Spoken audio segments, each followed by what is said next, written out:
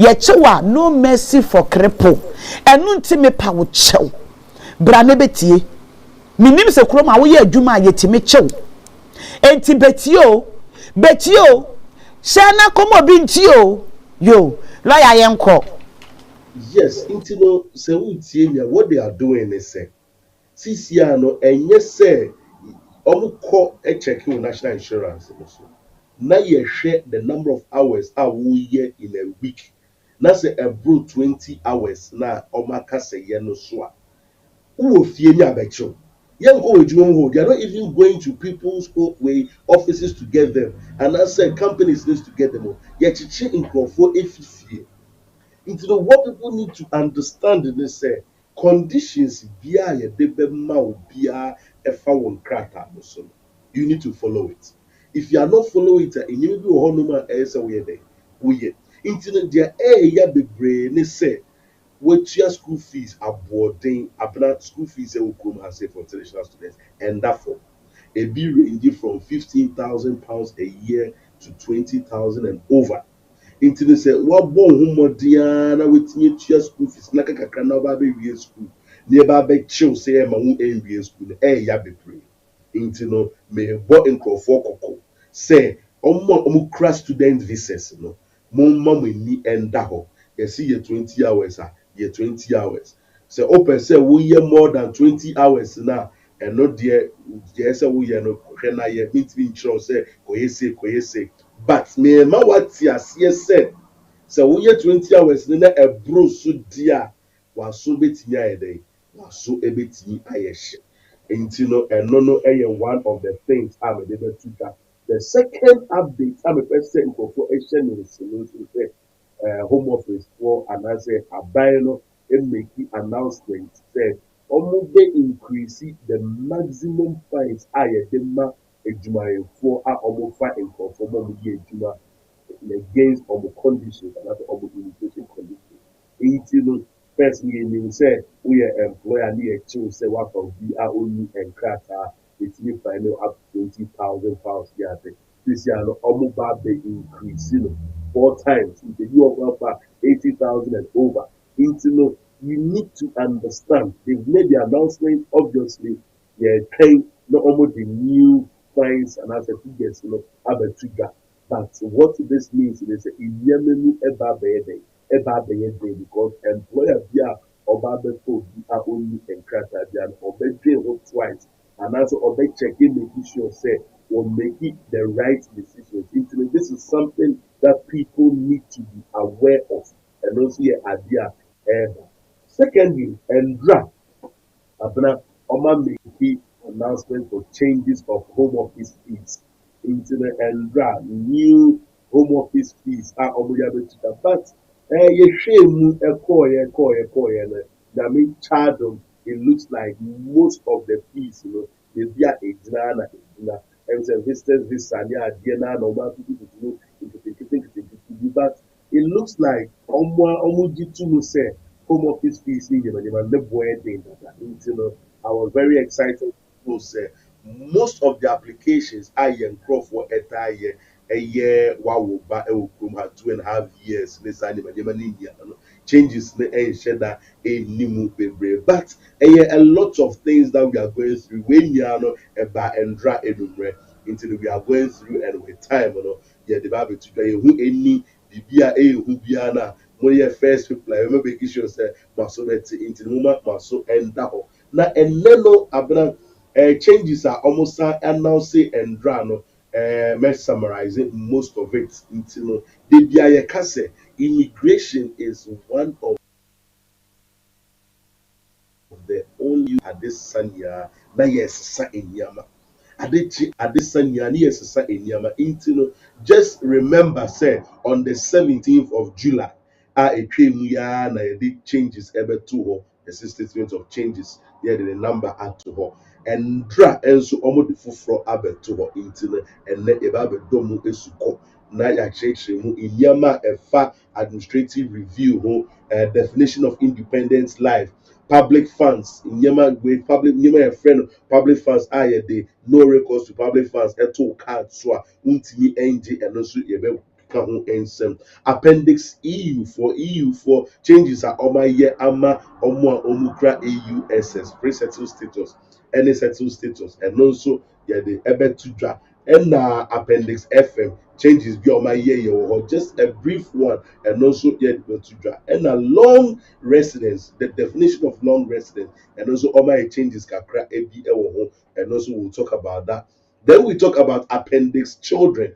Ɔmayɛ new immigration rule concerning Nkwalapɛ. They want to simplify the immigration rules for people who are making applications, and also no changes that omo eye or no, and also the debate to draw. And electronic travel authorization scheme nkurɔfoɔ a wɔn tu kwan aba kurom ha say they will be using, especially EU for the idea on be use no changes bi ɔmo ayɛ ɛwɔ hɔnom no nso ɛno nso yɛbɛkyerɛkyerɛ mu regarding ɔmo a ɔmo wɔ ebia NHS debt wabɛwo ba wɔ ha nyɛ sɛ ɔwo ba ɛne adeɛ na sɛ wode ka na wontua ya ɛkwan a yɛbɛtumi refuse you saa electronic travel authorization scheme no ɛno nso yɛbɛkyerɛkyerɛ mu ɛyie nti no you can see clearly say nneɛma ɛwɔ hɔ. We even talk about English language requirement appendix English language requirement ɔmo ayɛ changes bi ɛwɔ wɔ hɔnom ɔmo mu kura GCSE ni A level ni adeɛ all of a sudden you know ɔmo bɛtumi ayi so ɛno ɛde ayɛ application. All these changes yɛ adeɛ a ɔmo de abɛto dwa a ɛnɛ ɛba bɛka ho asɛm nti no abena you can see clearly say ɛnɛ program no ɛyɛ fully packed. We have a lot to go into the without wasting much time. No, let's start with BB a friend definition of independent life or immigration rules nimo a omaye changes honum. Basically no say oh yeah application ama umba especially kurom ha say and I say ebia kwakofa umba efifie aba. One of the things that they say is the child must not be living an independent life. Into no abna ebia oba has say now oba bi ofie awuja no oba we make you dream say ebia o say o say o so kofa kola bia aba okay ebia obi e kwa kofa ne ba efifie aba. One of the conditions on that application is the fact that that person should not be living an independent life. It's the case who living an independent life. And one of the things that we normally will look at is Nipano or Ye Juma. And as a Nipano Wawari, Nipano Nokasa Awane who eba ewo ehonumana. What they are saying is they have removed the requirements that that person must not be in full-time employment and must be wholly or mainly dependent on their parents for financial support unless 18 years. Basically, no, so okwakofa will ba efi aba. That's the Nipani ye juma full-time crowd. That does not necessarily mean say or ye dependent on you again. Into the and only a very, very, very important definition out this year no or my church kakra, which will be able to help people because obi on ma with this 16, 17, but oye juma e fear. Na bia ne papa decide so ba be fan no ma me decide so ba be fan. The fact say oye juma should not prevent that application being successful. It is very, very important say Home Office will clarify the definition of who an independent as somebody who is living an independent life because that person might be living an independent life in the fact say oye juma but or depending on ne papa so and as a name so for financial and emotional support. If you can get the man crowd in the war and only interest say you should not be able to make an application for such a person to join you in the UK. This is more significant for Omwa EU nationals. When it's a British national, normally the age limit in 18 years. But so we EU ni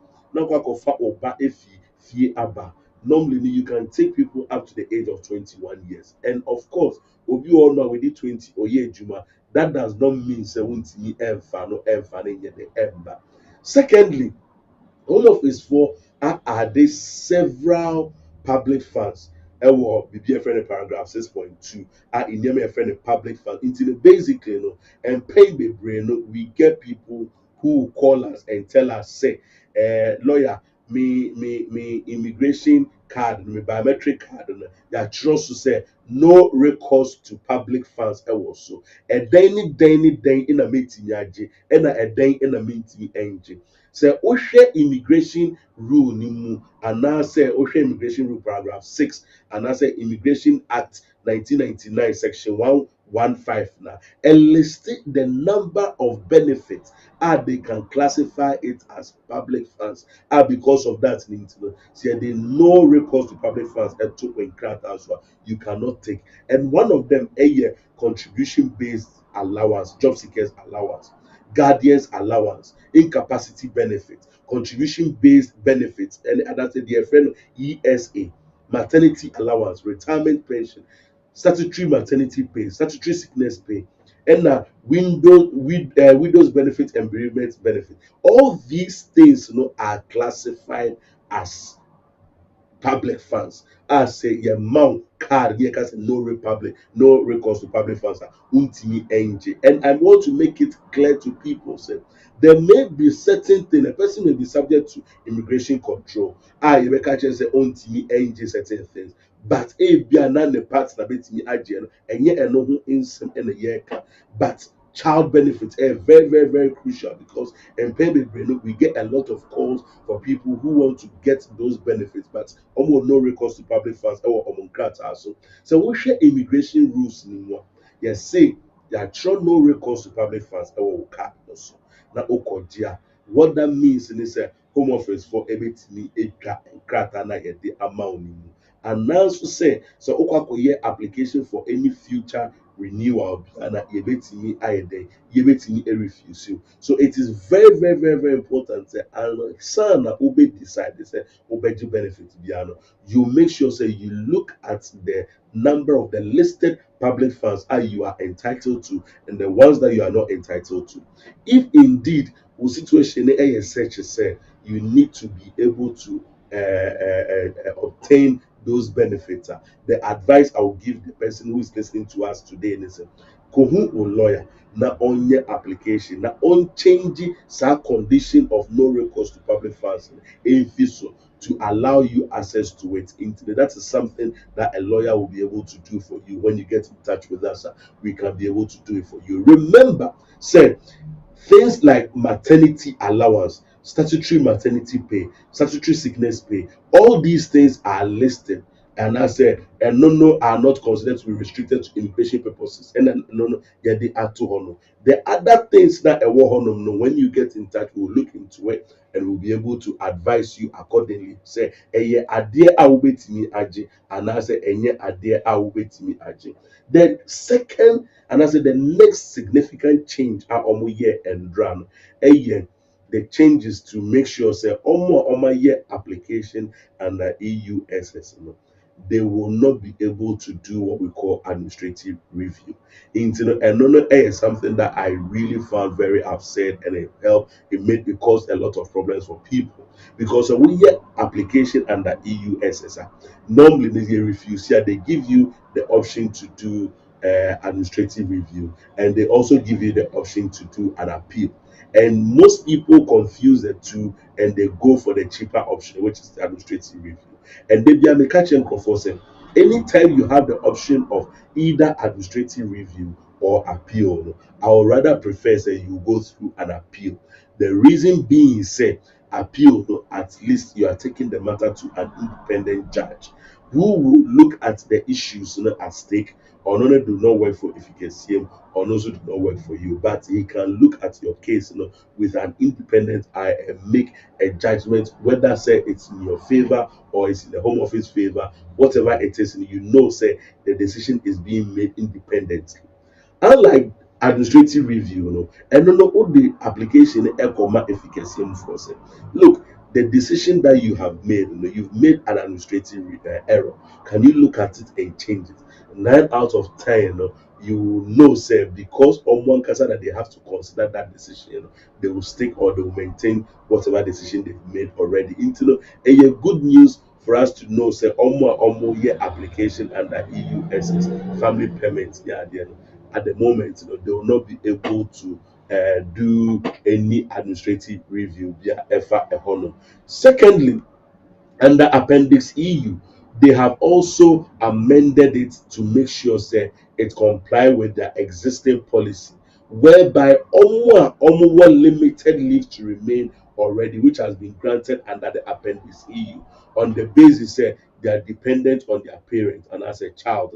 Any further application beyond Piano, they do not need to evidence that way again. This is very good news for a lot of people, and I can't. I don't know how I will explain it, because there are a number of people who may be listening to us, who will be watching us, and Yama Omo application decision under Appendix E. Because Abia Oma falling out with their parents, and I said their family member or their mobile room has said it, they are thinking of ways and means are on their renewal. They are not able to do that renewal simply because they don't have the things that they need to make that renewal. Abia ne papa ne etuni efifie ho. Abia wa fasike bia ama no oni any evidence to show say or you're dependent on that parent, and for that reason it's new renewal and obenya problem. This changes is very very helpful for those people, because what they are saying is say further application dioma, you don't need to show evidence say you are still dependent on your father, no, and also your mother, no, and also your relative who brought you into the UK. I believe that this is good news for such people. And now relationship requirement for leave to remain as a child have been amended so that those who live as an adult dependent relative are no longer excluded from bringing a child to the UK. This will perhaps a bit what in to basically, relationship requirements for people who live to remain as a child have been amended so that those who live as adult dependent relatives, are no longer exempted and I said excluded from bringing a child. We suspect said this will be, and I said this will apply to a few people, but who will come and say that's a limited leave to remain under Appendix FM. Now you are thinking so akwalabi if you chrome, and as if you chrome abba, this may be of use to you, and I will advise you say speak to a lawyer, let them look into it and see say the current changes now omodia to honor. Is this something that you can take advantage of? Is it something that you can use to your benefit? If that is the case, then we can do it for you, and you can go and bring whoever you want to bring over from Ukrum to the UK. Then we talk about appendix children.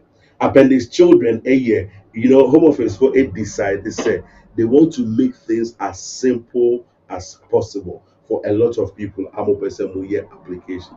So from the 5th October 2023, they are going to roll out what we call appendix children, whereby all application under immigration rules concerning children, you just go to that appendix, refer to the rules, the guidance, whatever it comes with, so that you can apply it and make such an application without having any issues whatsoever. Thirdly, changes regarding electronic travel authorization. This electronic travel authorization, is that they have not put systems in place to make sure say almost the NHS Kano will be prevented from using electronic travel authorization scheme to come to the UK. If you are not familiar with this, fee continent airbar and as here visa to come to the UK. Eventually, we are expecting say they will need that electronic travel authorization scheme to come to the UK, and for that reason, they are making provisions for them in terms of ABIA, who are EU ni. You don't have EU SS, only pre-settled status, only settled status. What backroom has what be issue NHS and so we are privately. When you are not they find out that's a corner person over back. This is something that may be able to affect any application. The other exciting change I'm happy about, what we call the appendix English language. Appendix English language, say first, so open say we hear application under certain routes. Say the person we hear application as a representative of an overseas business, and as a we hear a minister of religion, T2, and as a UK ancestry, they are hear English language. For these English language requirements, they have added those people who have had GCSE A level, Scottish National Qualification as level 4 or 5, Scottish National, where any of those people can make an application without necessarily going to do some English language test, maybe, which is very good. Into say, oh, any qualification which is equivalent to GCSE A level, yeah, say O level. Now, obesa we year application. Then what you need to know is say either say also or the SSE and Ebeco Actis. Now Actis for an AMA statement of comparability, meaning say your GCSE and as a SSE certificate, is it equivalent to GCSE? If they give you that statement, then you can use it to make application under these provisions. Of course, they have also done they've tweaked a few changes regarding tuberculosis into say, oh yeah, application Abacrum has say now you need to make and as you need to do tuberculosis. This is an aspect that you need to refer to, and I would strongly recommend you look into that and sana what the application yeah I had to into the abna without taking much time. I believe say at this stage it will be necessary for us to take some few questions from either yourselves and answer ye tie for ometie in some also clarification be that they want us to make for them. But say the at the beginning of this presentation is even if a net and question and fact and topic for discussion now or any question about any area of law yeah for solicitors I'll be more than happy say I'll answer your questions for you. But that's it.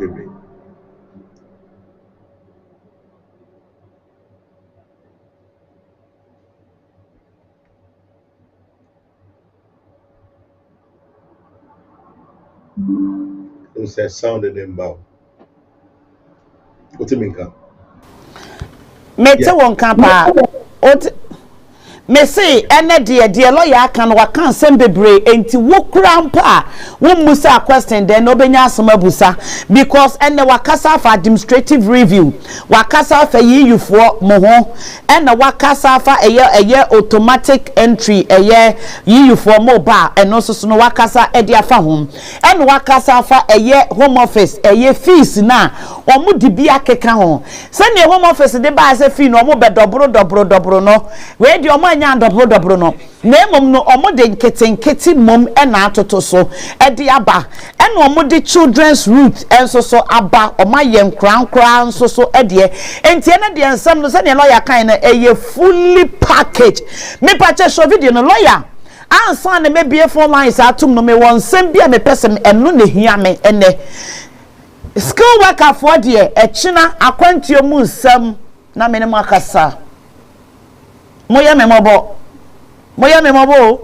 skill workers moya memobo lawyer sa me de minim se kuromi ha emra no ekwa ba bia sa nurse fo modwuma na eden e wose ehu nurse ni a yeseletum na mummu ade ntia ti na ye nkofo anseletum no but senka mu bu ade pa treati mu amukromu fo Ghana fo pa wie ya e wose nka nurse wo obi o nurse lawyer nka wo da fom na nipa ne fa wo sokọ because modwuma na eden enra issue bi ba manimu fa say ya suspend eye carers binom ama companies ni bi krenye adwuma efiri wo monsa ewo emra enketinkiti bi ho sa careful no ni kwa se wo care home na se wo ye adwuma hospital wo kwa se wo no obi kobọ mpaye wo ye muslim ani kwa se ko bi se wo koka muslim enkoma akire no eni kwa so ye Christian ko bi wose sister me believe say me beka Christo akiro say for Christ no waje nkwa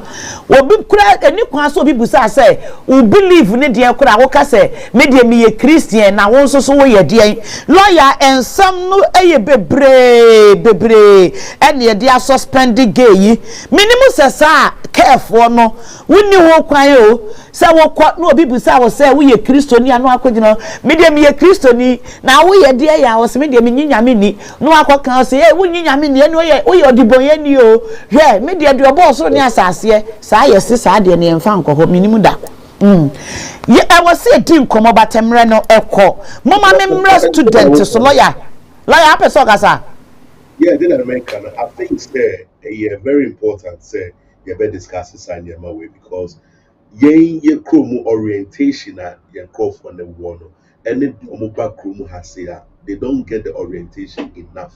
Because in some way, the course baby, Abra, Mati, Obi, or Nomana, or the boyfriend, or the cook home, or church, or around, yeah, dear. You know, Mama from gay be called living no than a boy ya dinachi. Yes, in the background of your no be bomb. Lucky enough, Nanny penny sister Baba Heno. Anna wo pie ye. O pie no busa cratching say, or her wine, and no boy would have any ding. And no see hold on, I should dear munio, no see hold on. And I should dear munio, I should dear munia and pampow, no ya. Echina so wamra and kakunti munsum. We will go there. I read the money no see hold on. I read the money or your brunio. And no see hold on. And no coffre kerano. And in a buy no see ukunu abaha. Eso or show. And our call ye. I read the money catcher and say, on show ye. And no man refia. Ain't ya bontin one no mudim como. Sir, I read the money castle over here no more en refia no. Ah, get no man you couldn't call ye no. Or no so I couldn't live in a cotton ho. Onim say ni nua na wo behwe no no ntifi o beko ene ni nua na nsoso no o smart obi ahwede mu fo ya wo mu ha onim so obi atimi aba ho abebo punu ni mu no that means wo di nipa ba fie ho wo di nipa ba fie ho sa ni kunu no ba ho e ho no ne be ye lobe soki ne brother no e yade a wodam pam no lawyer ya yi na dio gine ne visa na ekura no every ne nsem. What people need to say they are no those programs na be according to themselves now church more. Apart from that no grandpa no if you grandpa they call DBS so what people need to know is say yeah they call DBS so near the bower. Even if you with grandpa won't mean another care work say because of some of those things. Into no yen yamu and as a mom our program is so Mobusia for a 2 point abacrum has say with this type of visa care work in Yamano. More than a Mobusia for it nase. Namo church room say Chroma say ye in Yami bisa. So what you say. Into no even grandpa no say Ushemu grandpa and ye right to say baby we ye jumano cry or the address the move say umbra and I say so all my money shall bear 1 mile away na go na the kasa na mako kasa na wa baba a very important say ye busia for no ye be orientate you ye be tromu the way nyama cause because in nyama nkrofo ye na abna ya honte na ya sefem because say dia woni no ye what has said juma ye ntino ye application e manipa na obeba be catch us ye medi ye say then but some of the things so ye we the ground na lawyer ain't me emboa imagine say wama o boyfriend and as ukunu aba o living efie e be si den na obi aboa us akwan so ntino e very important say you be cancer answer you know emi de bebre say o say ekira be ka ho nsem because yen crop for no omuntie asema ye ka omuntie ka mo say e dia so I'm happy yeah go on and let them know until mo mutie and then so so ekira we available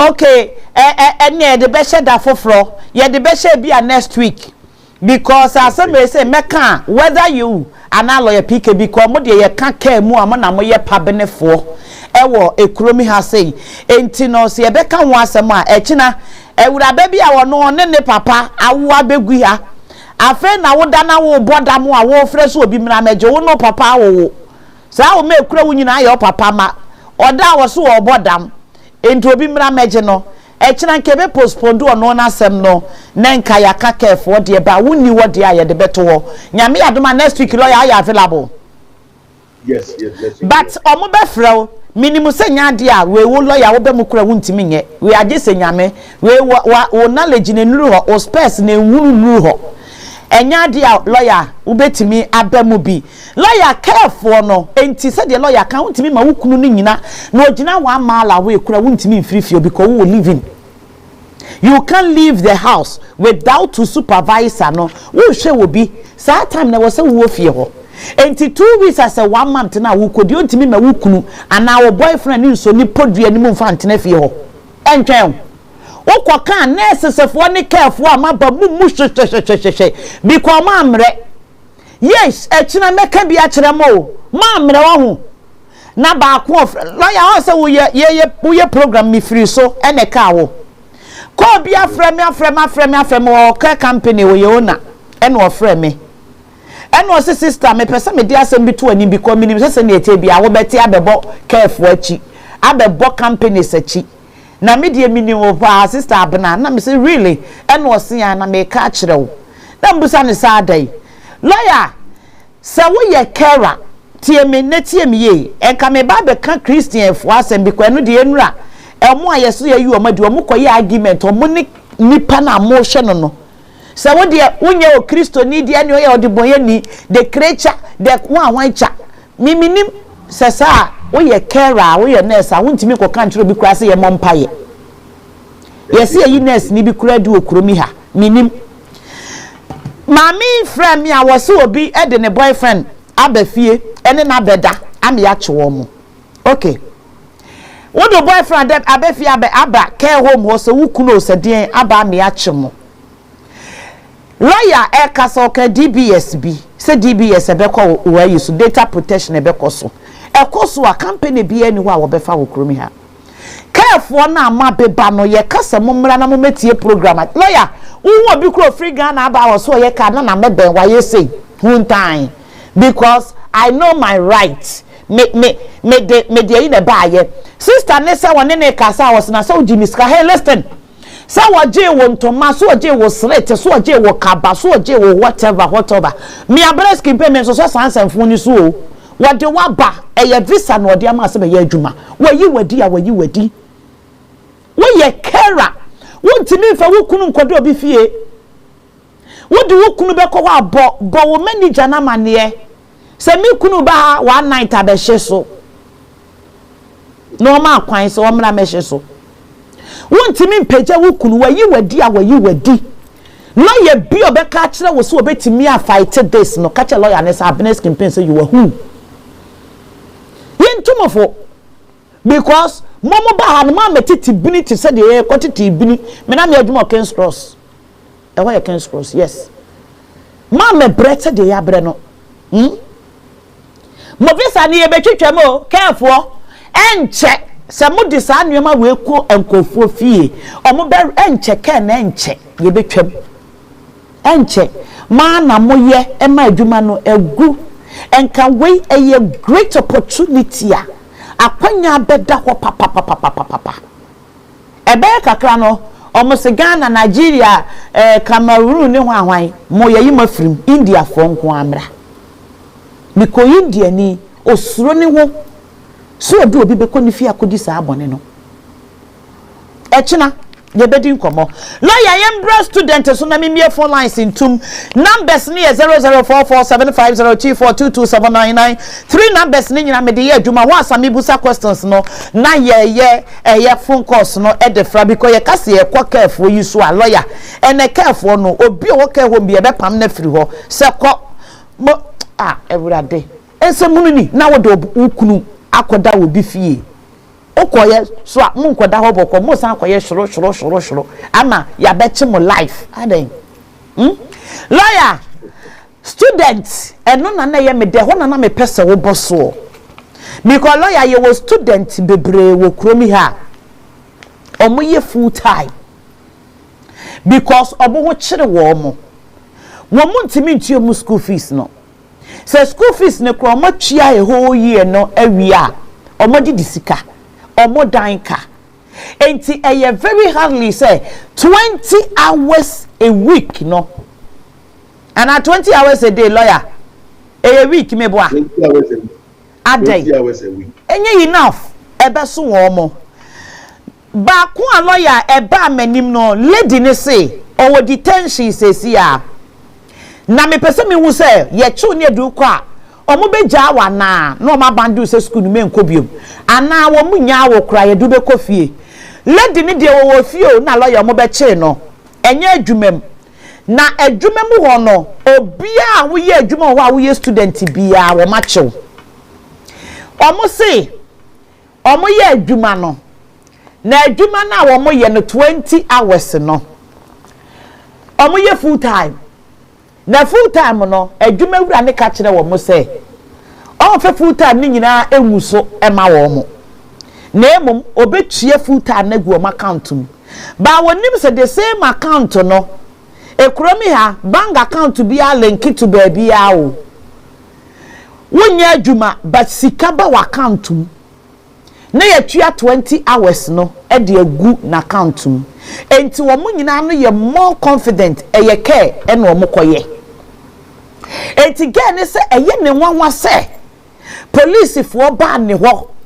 ebe ka so wo mo se oye full time ba yatua 20 hours sika enegu ne N9 no eso obi a wo ye adwuma ho ye student ni bia no o mache no lawyer emra mu ni yenim say yes mo se wo monye 20 hours 20 hours wo ye adwuma wo be ye full time a eye wan kasa wo dia wo pakura school no wo nko biom school no pa you will choose to go you will choose to not to go eye wa wo ka ovesa na ebetwam enti se ma ye adwuma 20 hours ya ana ma ye full time a eye me ama woden bon na mebon me ba mi ntimi sua de edien tumi na wono police wo se ma ye adwuma aboroso enti wo beche me enye migration na betwa won kratem ana N9 na betwam police fo ne de edien ti na omo cheche student no say ye die enti na omo chewa o right ne sen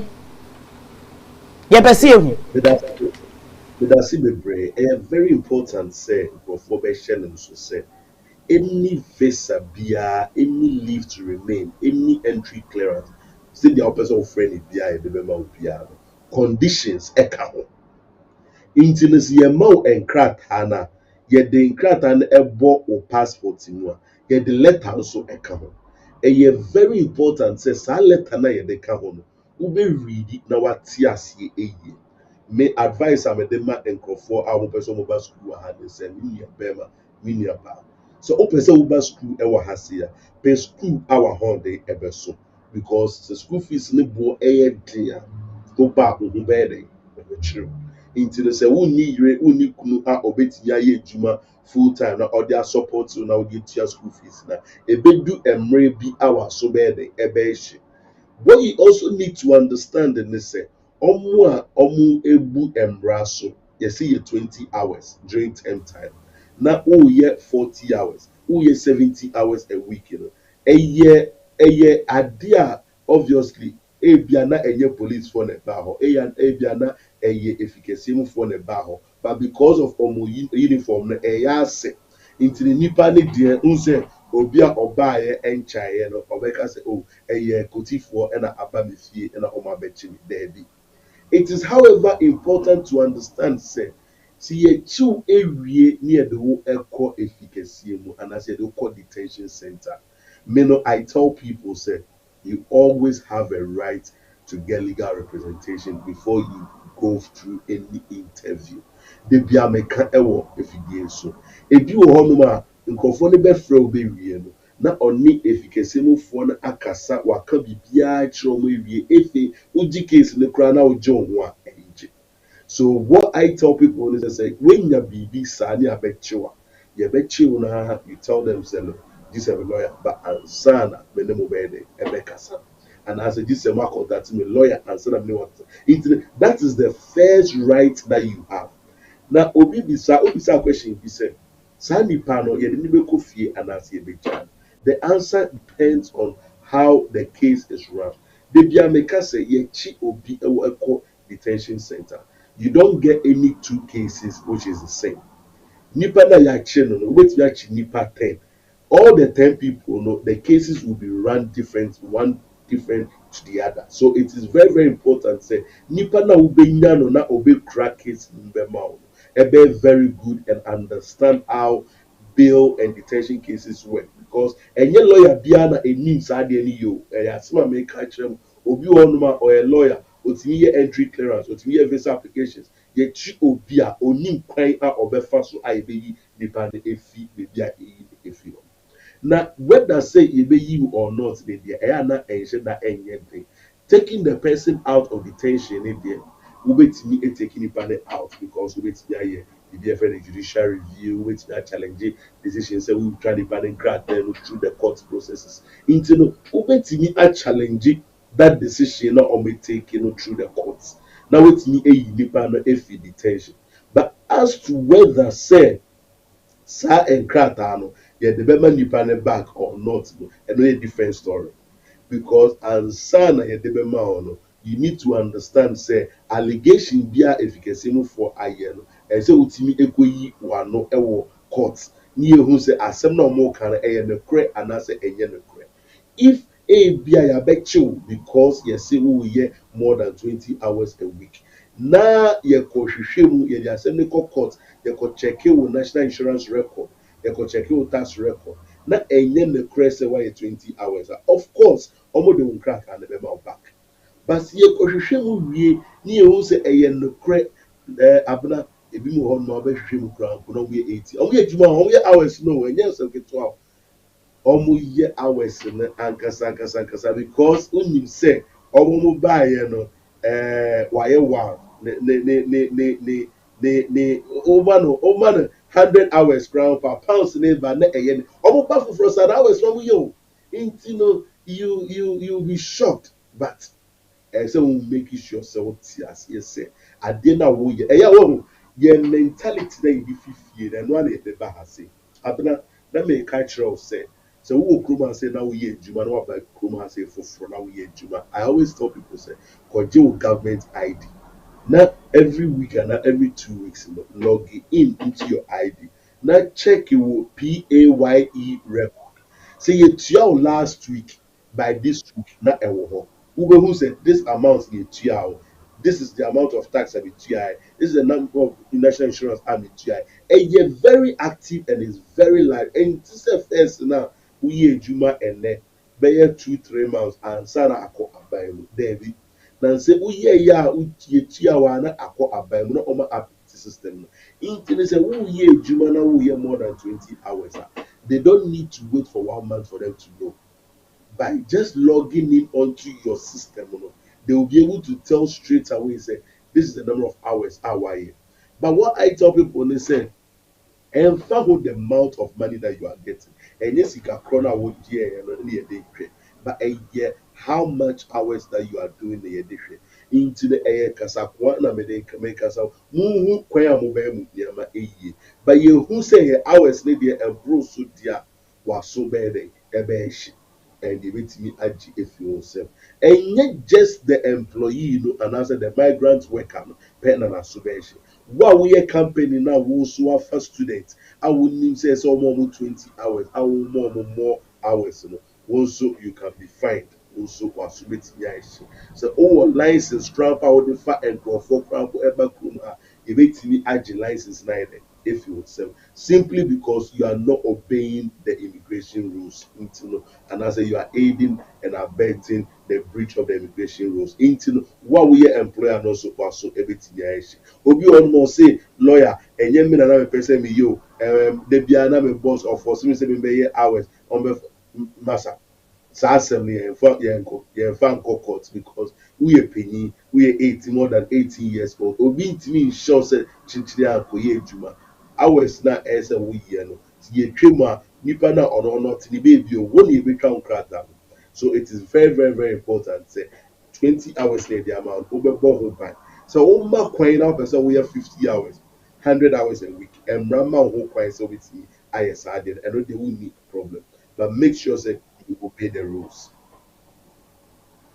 Yeda lawyers me pamocho me be phone lines no e de atum numbers no e na wo screen is no pese ubusa any question bia na me pacho wo betimi ebusa eye lawyer emfa enen komodie ya ye di ho a me pacho any question bia betimi ebusa Stephanie my sweet darling Stephanie me pacho ho eto say numbers ni 00447502279900447861705200 0044750242279 004477417510499 any question bia me pacho ubetimi ebusa lawyer na lawyer ejiwa no ewo de wo pese ubusa lawyer bia eno hello me dof me pacho ye nkolo ya ti o me pacho me modi me sremo mo fra eya amunlo mo hono e kakra emfa emame me pa mo chewa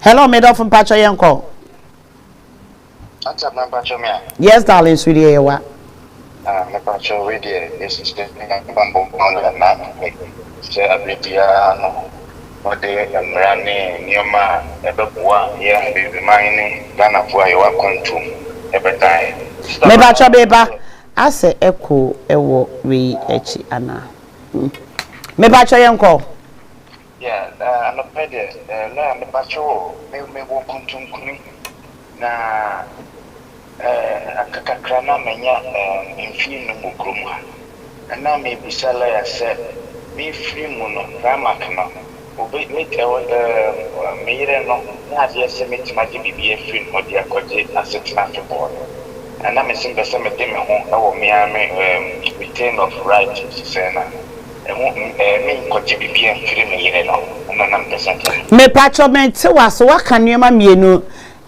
wo kan premark eno aka kuntunkuni wo ware ye beba wo ware ya na se wo gina wo baso na wo dinya won krata wo ware okay na se wo wo ba na ene nye premark okay enti wo yire no se wo yire no o so wo hwehwe bibia afiri ne ho anya ade a wo de be ma wo na sisenza ba menya mfie no mukrum ha se Matias yes enti wo mfie num na ebeso no o person ka ye retention of right na se mfie num na so awie di amaware no nye ya na se wo kwaji we definite busu mi nsia wajai ware enti wo divorce certificate bibia wo ho 2% obusa lawyer say obetime retention of right say won fie num ne beso hwen but your best next week 20 I best on the 22nd next week 22nd September lawyer why divorce no say mo fan ko home office mo ye ni kromi ha mo ye divorce no kromi ha okay ene say wa ban mu lawyer why divorce bremen yeah bema who copy of Obane pre-settled status and other settled status. Of Obane pre-settled no. Obane brother win definitely more copy of her. Oh, copy lawyer wo. Yeah, but also one copy of her who get in touch with Yayama. So lawyer see we ya friend and ko do indefinite why? You don't need retention of right. Okay, bye. Hello, me dof me pacho yam ko lawyer friend. Lawyer friend. Lawyer to you.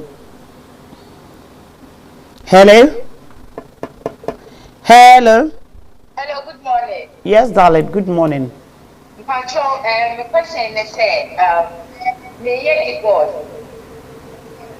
May you divorce now? Divorce needed. Divorce needed, I'm better before worry. May you go Ghana, better before worry. Okay, me pamocha mon friend numbers ni mienu so divorce ne dem e wo kromi ha na be ma na wo ko ware no pese wo ko ware na wo de ne ba na wo ko ware no agya na sigana me ko ware de na ba sane wo kru no aware ni munya nya yi ntuntimi mfo bi ama be pese me hu say divorce ni go through I divorce ni go through dia obetimi aware e de na ba that's a mention it ya 3 months and Debbie ene ya divorce ni go through ene ya ko ware fa ne bra why I'll show you. Me that's it. Hello, me daf me pacho yen kolo yeti o. Good morning, Salam. Yes, darling. Good morning, sweetie. Oh, okay. Just about so me wo question that me na person who say possible. Yeah, for say obi aye aware. No ya aware no. Na asasanka aware before 31st December 2020, but now we are 7th January 2021. It's home of Victina, I use no more official. And the constitution is in the hand. Back to Babia now or and which Bernam signs a man and just said because of Abeba community, which is here too. The Jonas also when I want to I'm a Muslim and I will apply for a woman when I don't company. I think that still home from now I am not just a percent or catching it and Nanka or and Sansu and candle or our me pacho mesra line so I busy mate the opposite ochena say where the o ya aware any refuse na ofra aware nim na akodi adro e na de adro no 1 year mams nie say no o person ka wo divert e de adro ni biom o san dan e de adro ni biom na wo come back to aware no meboa ana so betimi combine two na e de adro no gina so e de na wo de adro I think say na do refi o kan kwofo na ye krampo mo lawyers ne ho no aha ntie ne se wo se hu ade adro no di ne sen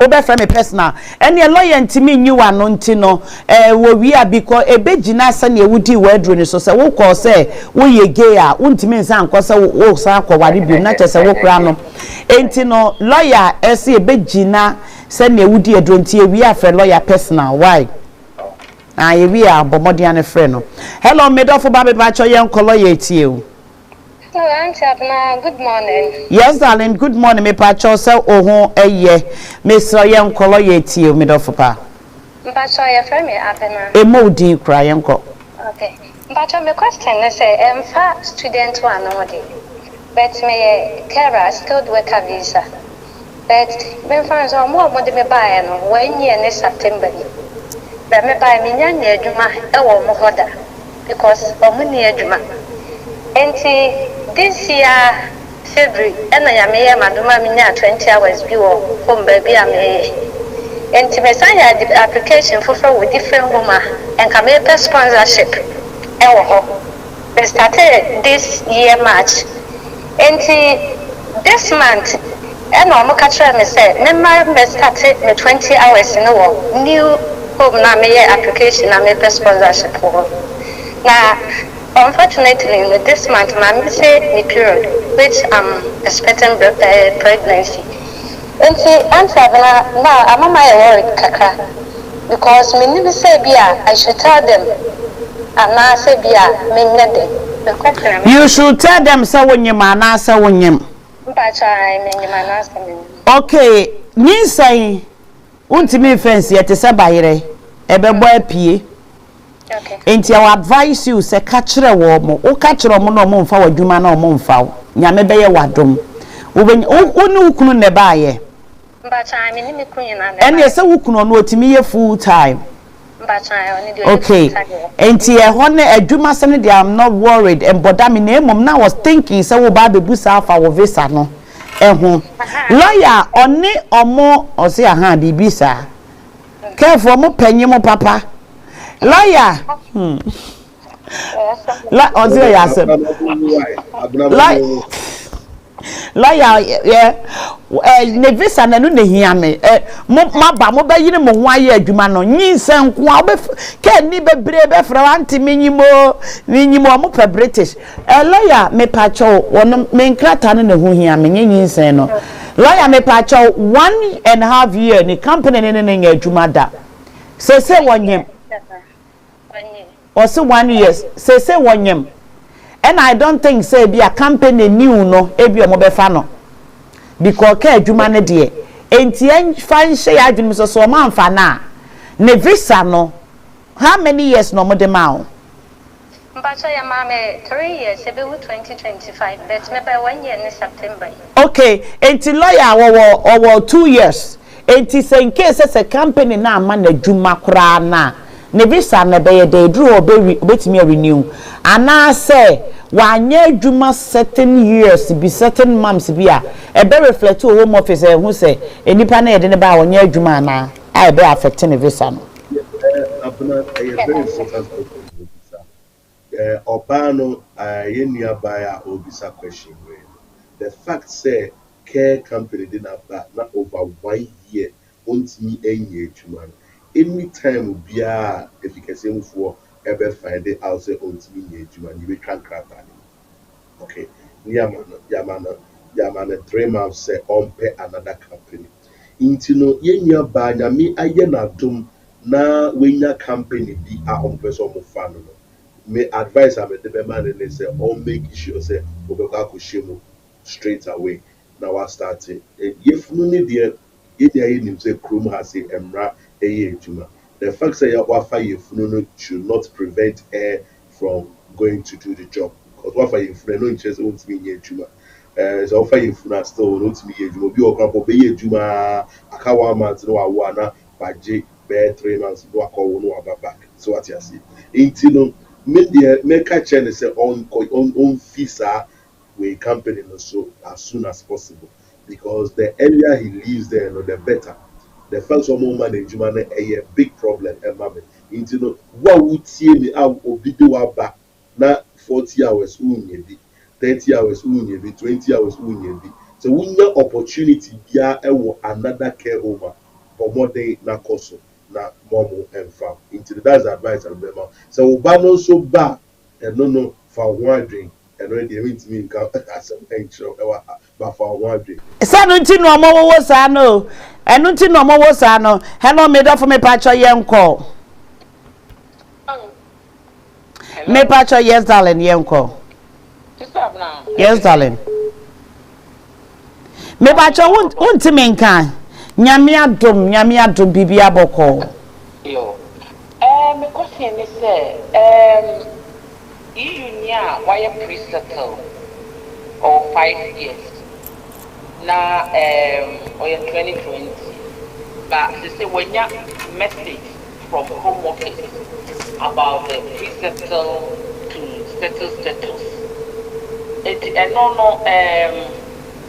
or say or apply and now say e be automatic me pacho se wono wanya ni indefinite oye you ni wanya ni indefinite awie dada meboa no or 5 years oye 5 years into my bre omudi email abaso mo be ma ni 2 years extension into won here any application bia e automatic renewal it is say 2 years no de be ma na say indefinite no de be ma no 2 years no mo de be ma no say enti during 2 years no lawyer so to me applied for the indefinite no and 2 years this one no be man indefinite no what people need to understand and they say obiane in the situation.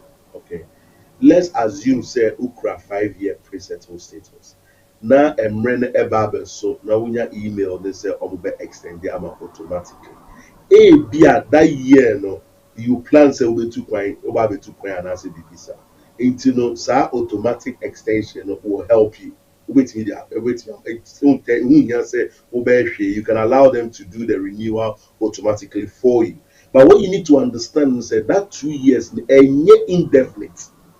Very, very, very important. Into no even though you decide email no app brand it might not help that person to just wait for the automatic extension. It will be very useful for that person say or be apply for indefinite so let's assume say bia wo nia when you pre-settled status why not drain say oboso put na Ghana kakra okay be bia 1.5 years it will not be sensible or wise for such a person to say because onya free automatic extension obey so mama extend man it will be better for that person said obey indefinite no put enough here for 1.5 years or whatever we are no about back so that you get that peace of mind it just depends on everyone. Okay me patcho na the lawyer say 2.5 years 2 years no mo de amount no ye gap bi o mo de ma wo say wo benyamre bi kura wo time obeso say wo ba be renew no na wuni sika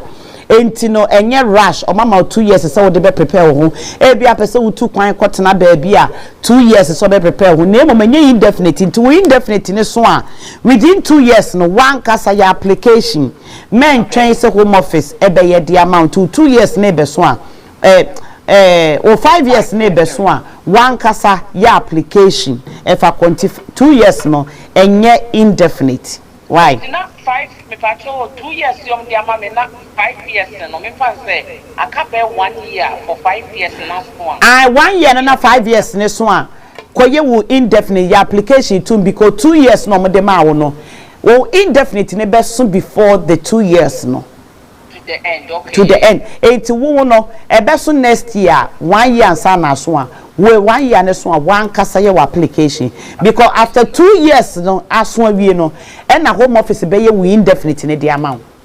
Oh, okay. Right. Na enu tia na wuntia. E de na wutua. So who apply for it? One kasa who apply there wo betua. Say betua wo lawyer sika. Oh, okay. Home office na ye free. Oh, okay.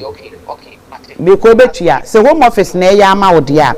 Hello, made of me pacho yenko.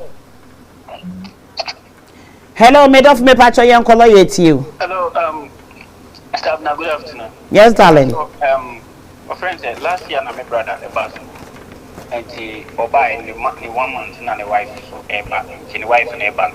No, I think so made interview, and baby, I'm queen. And the Osiki lawyer been a man or bail, the money PA. But my brother and the other school. Into almost season the passport up to now, more from man. And then I say, a bus be a member and baby school, no, maybe a postgraduate visa, and I no more canon. Maybe between 15 and in this case, no. Passport no more seize or more J passport no. Questions or mobile say the Obana Wabano. When to me and you be no, but lawyers be no more release no. The reason why mo J passport no mo can say on kon wo mre interview na mo na mama na anko meboa. Yeah, I think so. And you think so, sanity? It is a one called their passport no more from a home office, immigration, UK border force, or multi Sizu passport to say from out. Or more interview with your man Koye. Now lawyers, Ebemuni release you are. Or mobile Joe passport, no Macasako for Ukunu bra. And now we no also we rampa na Ukunu park of an bra. Namu me and you Musamunti, no send come on lawyer no. Then tia me minimono, lawyer ya what you see.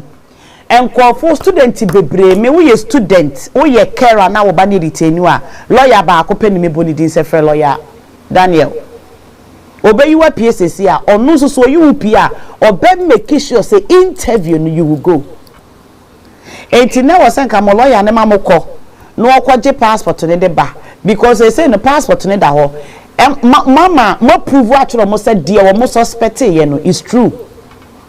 Enti lawyer say no person who say bear man the other suko ni school no postgraduate visa ni drew wa or kojia one obetimi agibia ma oba no ni passport two e be affect student na it depends on what has happened because we name the final decision our home office for a year far on case no. I would expect say by now no either so amateur letter be amomo and an email be Eddie amomo. That is what I need to know. If letter amateur letter be abremo. Oh wow. Yeah. Lawyer, yes, of course. Also the letter by so free crumia. Na letter ne ba mo de command lawyer na o mani bill no. Because yam says that time now Beman were too frustrated to JGD. Until minim say at this time number okay. Now the school no ne visa ni twema na yentwemu ye. Just student. Oh, mo use share code na ye adwuma. Lawyer that's who school. Any application you obey bia questions will be asked. Postgraduate visa no bia mo be bia no question no be raise up a student no into one prepare ni botomu ne nanum ensem ye. Oh yes, obetimi ehun lawyer. But how long go you season a passport that you saying? April 6 months. 6 months. Okay, lawyers friend no. Why? Yeah. Hello, Meda for Pame Pacho Yenko. Abra. Hey, Legend 1. Legend Yenko and Tienti Mama Wida.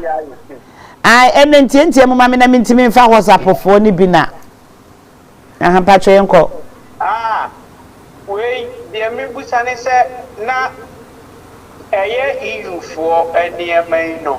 The compase ebia nipano wa oni ukunu nete ho na wonfie dum ne so a say no say wo you indefinite na ebi a wo de on person obetwan so on be no automatic renewal na wo kwa you indefinite na we here say we provide be money near na because na lawyer can dependent there anyway tin na ma me busa say obi ono so aware no ono no basa wo here so obete be money near na.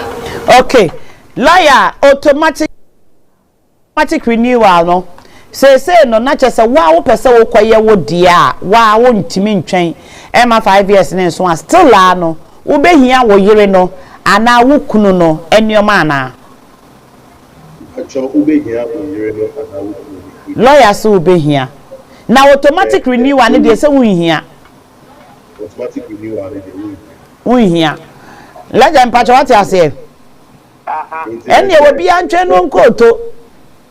Yes, because now all come for dependent for no dey say dependent no kwa ya ebi a wo papa do aba na o ma me na bia o ta ma so ko renew na say we are hia ebi a wo papa no say oba se wa amfa ne ma wa wutimi ko renew no eno nti na na ma me pusa for eye omo nso a omo ye awarefo ne nso dey because bi o wa na no nso no Bema no anaso obane so twitwiri papa ma me mfa ma ene na chese legend ye twen nipa kro no twitwiri eba ya na me hwiri nyina me hwiri amakuntunkunifo enti twen na ma automatic renewal na because automatic renewal they don't ask for any document ba wa kasa wo koye de a e wo se wo de ka ho why me da say automatic renewal no ma mfa we so mfa nse say a or me work 4 years maybe next year me through 5 years and so automatic renewal 2 years no for obi a onya enya settlement no 90 so I'm going to say 2 years and they come and what bra me work 4 years here say next minya 5 years now on be an automatic renewal for amame for settlement na say 2 years no modi amano legend yes simple ya kwakura so ya wonte nioma se legend 2 years no modi amawo no say enru ho na wo visa no ewu a wo 5 years na ewu a omuntimi mjampe nkoye automatic eyi ma indefinite ma me fa ne say wo visa ni be wu next year 2024 o mama automatic 2 years no ebewu 2025 2024 ni dura 2 years no modi ama ni wu ya o mon koye wu indefinite ne ma enti agese wa wo ye o mo be ye wu indefinite no whereby ya o mo 2 years no modi ama no ewu yes na chese wu sesi ya mu na wo wakọ wo benya so pesa wo twen ade e for dia wo benya wu indefinite no 6 years time. Eye baba ye confusion nyame adoma next week ebe kire mu ye eno ano no 2 years no esen hello medofu ye nko by legend akokora wanti asema sese de menti bida hello me pacho wa waso ne ye nko yes those eye wa good afternoon yes darling good afternoon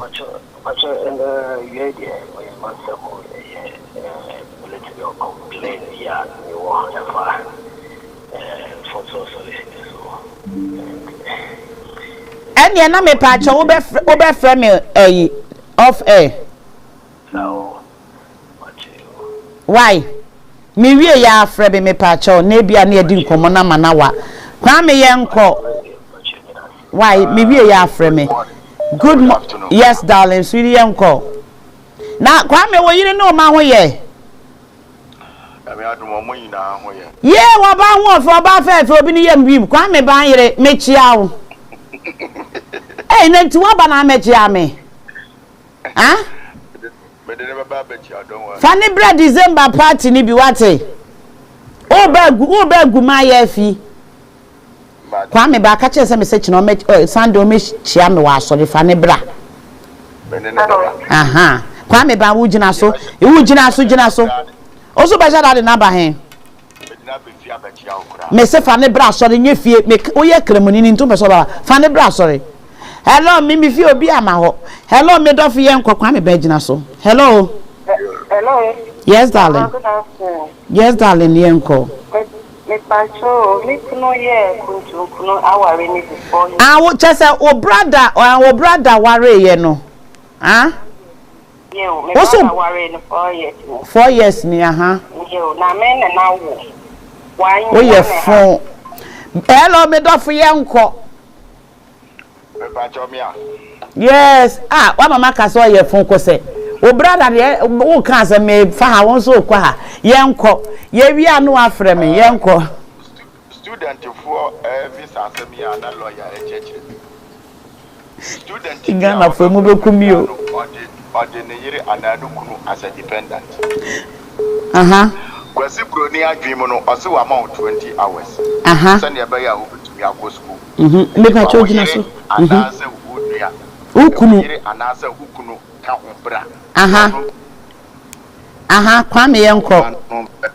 And I also ya ton into the student ni bedu krum ha. Pa cho gina so. Gina so.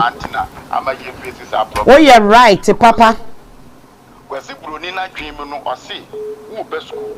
Nti fa wo yire ana ukunu ka ho bra. No meye adwuma no mfa support. Yes, ya ton honedi nti na ama ye ho kire ye no. Me pese me bisa lawyer say me ye care dependent. Aha. Banya 5 years na me wo krom ha. Aha. Say me pese me gi me indefinite without me dependent no. Metumi ade me bisa me renew. Lawyer care skill worker. Se care ni ho a ana mo bedru krom a de obi akọ ne baabi. Without main applicant no wa we dependent no. Wo betimi akọju indefinite ana wa renew visa no. So what 3 years next one now will indefinite next one. Enya dia ubetimi akọ renew. Enya dia wo betumi age. You lawyer ye enipa ne dose ntie ye simple. Me ba chop so ba program ne so. Yes boss, yenkwai. Ene die nsu beto. Boss yenko me modi.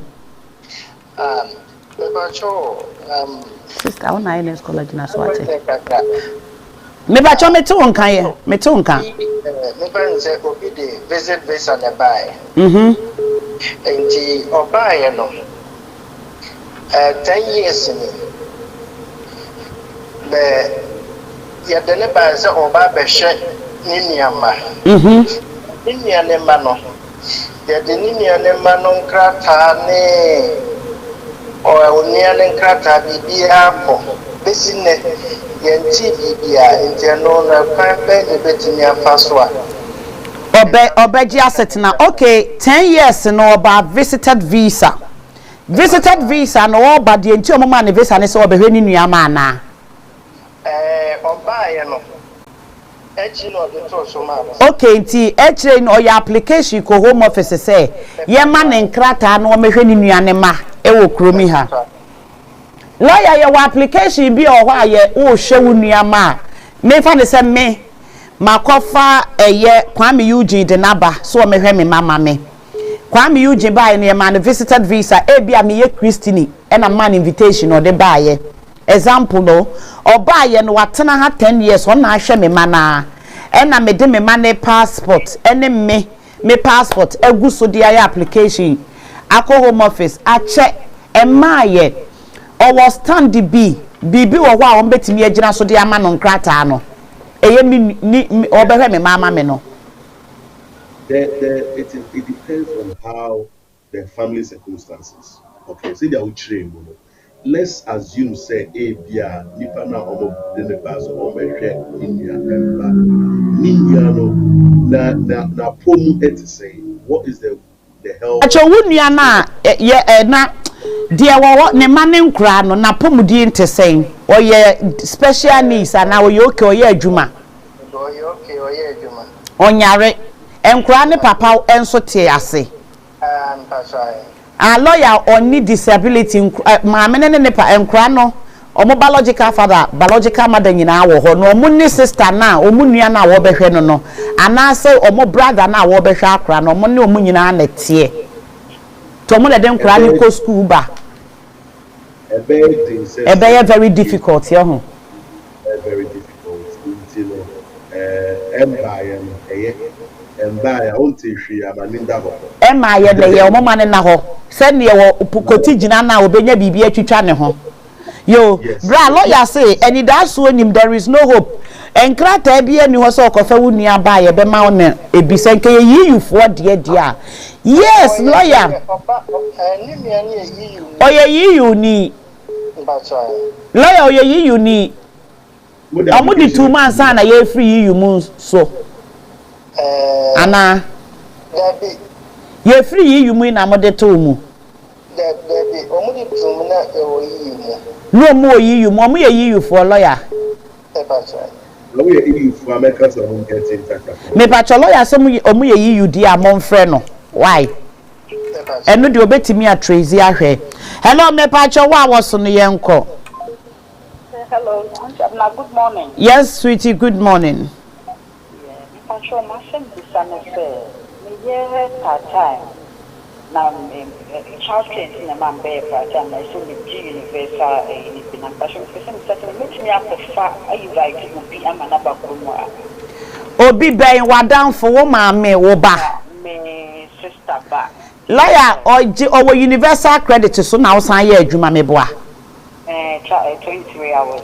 obetimi e invite obi ana am obi invitation yes lawyer say yes why ne o se nipa no wo se nipa no ye adwuma o ana wo na wo sponsor nipa no wo na wo sponsor no wo na aban na hwe wo no na wo ko sponsor obi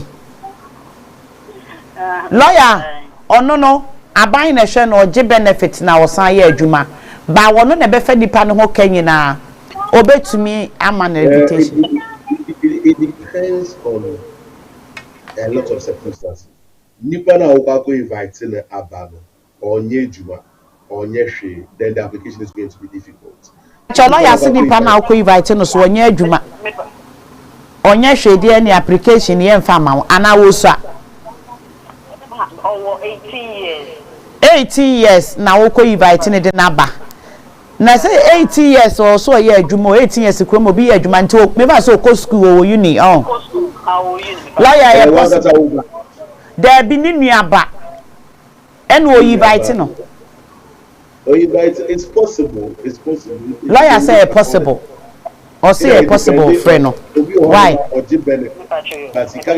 lawyer ye mami mu ne tot hello yenko hello me pacho me ana bra jina so wo bra jina so sister yenko yo me pacho me chia oni lawyer Joseph auntie me pacho me question and say me will indefinite live to remain but me student me student finance nature me fees and I me maintenance loan so me part time me juma so student nurse and you was ka me satisfy financial requirement no a year 16 a year 18,600 no me fine because student finance e me calculate o person who say obetimi aware wo gi student finance wo gi wo ye part time na so san gi de ebiom me ye part time me gi maintenance loan me bisa say me de worry ana lawyer student finance na de wontimi fa aware maintenance loan otimi de worry obetimi de aware if yes yeah lawyer say yes maintenance na no adwuma no betimi de aware why okay me das yo hello medof me ba cha yenko hello ma pacho good afternoon me cha on lawyer ni ma inshallah na wo meto ticket ni na wo free Coventry ma party ni bi ma me pacho me ma be to bi eye di anko afre me se ma me ba me akosie macfish yenko ma pacho me ne me yire ne ba eke aha ya de ke ne ba na pacho yire ke ne ba no me juma asem ti no me ma ba be ne juma wo Birmingham ana se na ni ti me ye juma wo e na me yire so ye juma wo landi ma pacho obi ayi so na address me pacho every time say ko renew crack na be affect ya na lawyer Brahman dependent ni main applicant different address omu ko renew omon krata na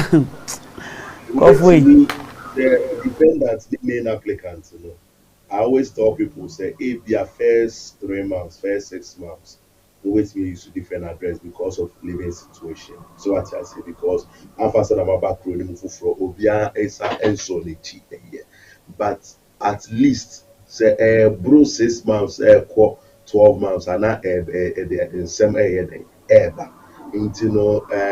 Ideal, yes, first 6 months you can get away with it, but my advice will be say after 6 months maybe we'll making sure some will pay the same address. I will know you ready, and as only we could a bed a bit now. Say there, if they do 5 years now, we'll acquire indefinite amount. Not be I want to why? Loyalty, young call. Hello, good morning, Master. Yes, darling. Good afternoon. Tamoko. Master, I don't know more about NHS. NHS, Home Office, NHS, dear Basom Home Office, Obianfa, Omofa reference into Home Office, NHS, so no. Miss Father-in-law, no home has it. Now, hospital, near hospital, or they are really serious. No, of course, but recently, I didn't go hospital. None of them is that they are sure but yeah, they are qualified for the treatment now and receive it. Yes, I say yes. After you walk out, my son say, this appointment of a man, yes, I for the elevator, and you see, Yamaha coffee. I don't know, Papa Nicofi, when you saw me the cababre more. Now I say, Nenny Quasama Mani Coffee. Only treatment na munchiaka a far better because mubeti me a chian and kakran. Treatment need to be now for winter and or better, I review more now for that hospital. Okay.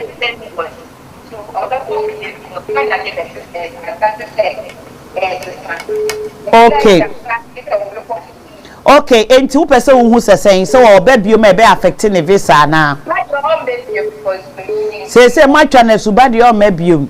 And you're not just a case die or be confirm most of the buy a becan, no correct because or the father-in-law a hospital, but Nancy or could be almost one fan in Cratambra. Yo, me that say, Yamin Shroud. Hello, made off for young call. Hello, most of them are very, very complicated. They are really now, I'm afraid for interview. Unfortunately,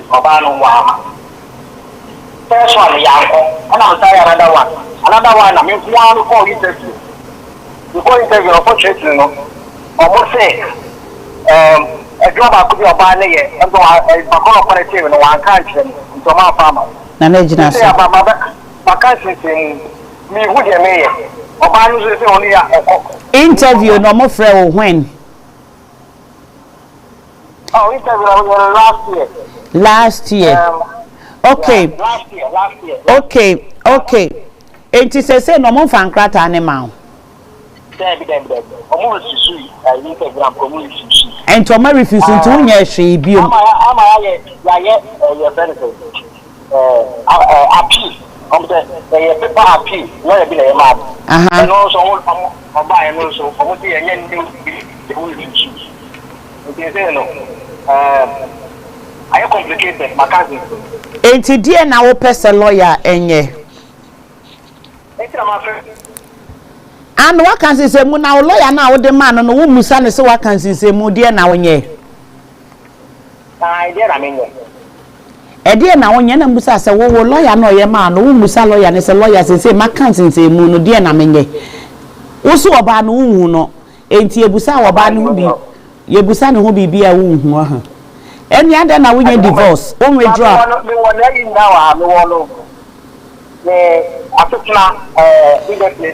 Oh, yeah, Juma, and oh, yeah, Juma. Oh, yeah, Juma, Ewaha.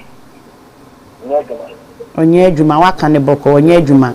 Okay, and if I were you are, I will withdraw the application. My lawyer and withdraw application and money free.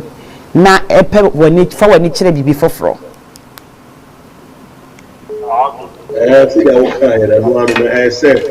Sa aware ne de enko bebia. Lawyer say aware ne enko bebia nti kotwam. Na awe ni kire me before. Why? Bra, over maybe my Bra,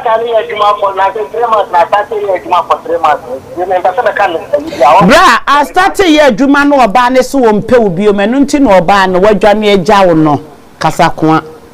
Oba ne so wompe obi o wadwane agya wo. Wakọ ho o ma refuse ka se kofo oba ne bra.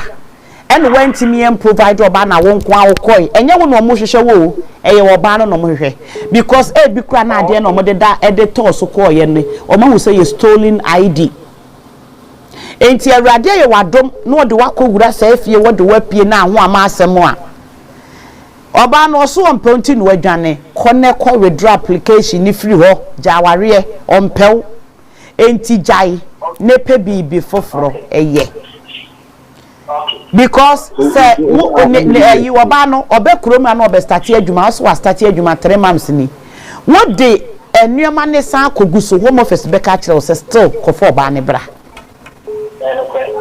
enti no oba no so ompe onti ja wate kasabebu wate hello medafo nana wahine ba yes that edrewura Doctor Yenko. Kundunguri Yenko kundunguri. Oba no ko Yenko. Nana Yenko. Your friend is saying, so students we know. Careful no. So and yes, student over school. Or you know, they don't come now depend on them. And yet the reason so omra no be adwuma no. Even who indicate teacher say oba be our dependent never year adwuma na aboa mo to school fees be refuse to. Family life keke and omde ma. You lawyer mate. Now you remeye adwuma. And I friend say care for near you know me poucho and say we have time pa na we dictate you. So life no omde take hand no. Nurse boy ya yimbu hwi kasa patients on anyhow no. And one no omde aba ho. Yes. We see cancer patients on the office or Tigana over here, you be ready. So I say, it is sometimes I am a woman microphone being employers, but when I'm so Subania, may say will be grass service of Wakobo or by the two or your barn or Wakobani or Kobato. Yeah, in it.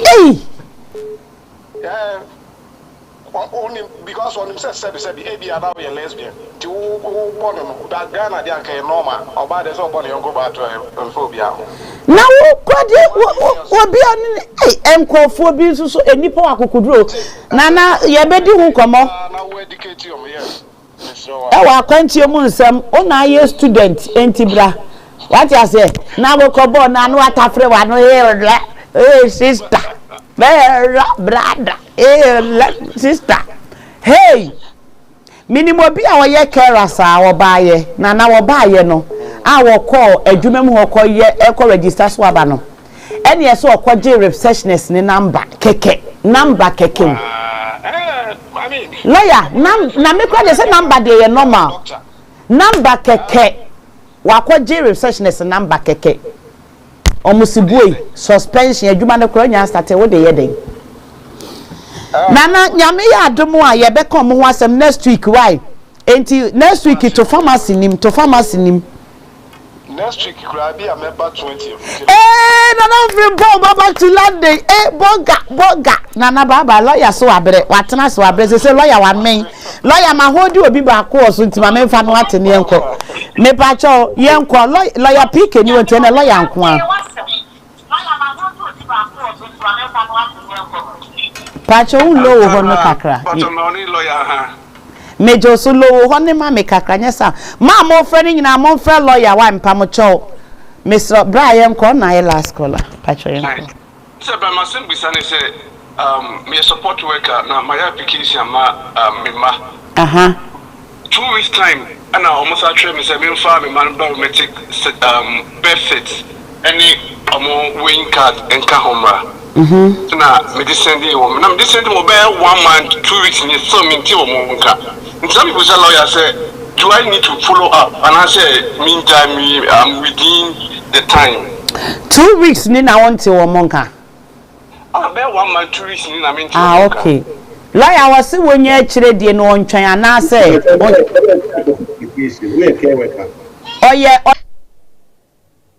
oh, yeah, Kara, and now also your Kara, me boy. And Waba now coffee with Madro Maba. I lawyer or your Kara.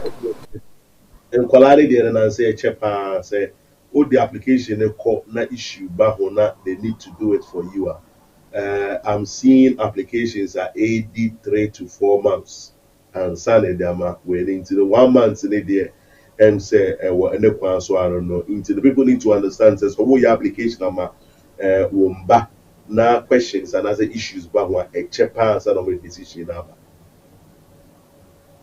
Yo, yeah, that will be a CM for course be a bio me patch mon friend lawyer and no Jumia Muntimo friend now Obenya Butreno Nemo Akasa into a be a friend lawyer number Kevin Boadu Maminyam Rena Menfamao and I was second time Boadu be very careful on this platform platform na ya mokoko kosono ahanye bia me pawo chew se wo pese me obi a me support ni papa ba se wo pese wo beton ade wo platform yi so afre me you will go me ya o ya advertise you will pay ba sa advert we ya wo ye wo so me you will ska na me pese obi be fro enne enipa bebre e bokro no me nkase wo ye kronfo nyema no nsibone enkrofo bebre Archbishop Frimpong Manso me wa ha 2 days ago and obi di Archbishop photo baby we gina botan bi so no wo bompaye baby wo hyeche and wo se Archbishop ho akokere no Ghana ogina mountains yo ne ho akokere no Ghana enti me ma Archbishop sika me ma no £500 e wo Ghana Archbishop o enye se me ni Archbishop Frimpong Manso kasa ye ni 3 days 4 days ya enka me kokuru sika bi ko minim se Archbishop ho akere no me koma niska nana Frimpong me wa ha no bi nana Frimpong nana nana ageman nana photo e de bre me se nana ageman akonya accident wo Ghana enti mi mre niska eni 2 weeks enti me srawo me pa wo cho me nkasa wo ye kronfo wo de beto so wan GH 200 Ghana cedi wan GH 500 Ghana cedi na trust anko for trust minti no mo frewo na bra woju omusika dwane a me kofa wo he omo ba omo mebo wudi o omo kasa business campaign platform so ne ekoye enti enne eye wo second one ya me de ma se wo ba platform yi so na wo betro sa beto wei e wo me platform so ameti abrochire o te Ghana me ya chew period lawyer wo bibi kan o pese wo ton ade afre me ka kire me auntie say na me ye wo Ghana me a me penkofo amoma checke mekuma ye adwuma wo Vodafone no ye manager so ho memo ma checke ade na wo si Vodafone 20 NT ho anwan ho memo ma checke eye genuine I will give you go ahead me a me kwa me the better screen so the amount why lawyer mpacho ma waste too time kakra but fache me yenko your person work asema me ka kre etiefo ne say immigration in some there we are getting changes, new things ever. The catching microphone say you're in charge for initial consultation. Into this baby tree wadren so unye too sure about it. Now you want somebody to discuss it with her. Take the phone and call us. Now you're discussing. Ahumti bebre say no mobile say nipa koye more than 20 hours ya chino. My partner eba obedu airport ya chino. But we don't want those situations because there are other situations a bit for rather than say yachiwa oh yena ahuntinya de until whatever the issue you know then train your problem and send our friend just get in touch Monday to Friday 9:30 to 5:30 who friend numbers they are to screen so either mobile numbers na say office numbers na you be making sure say be answer and as a message you be respond at the amount I hope say a program no will be of use and benefit to you or any friend of yours are pusha everything up one. Now you better money also until we be able to get in touch. That's it, great.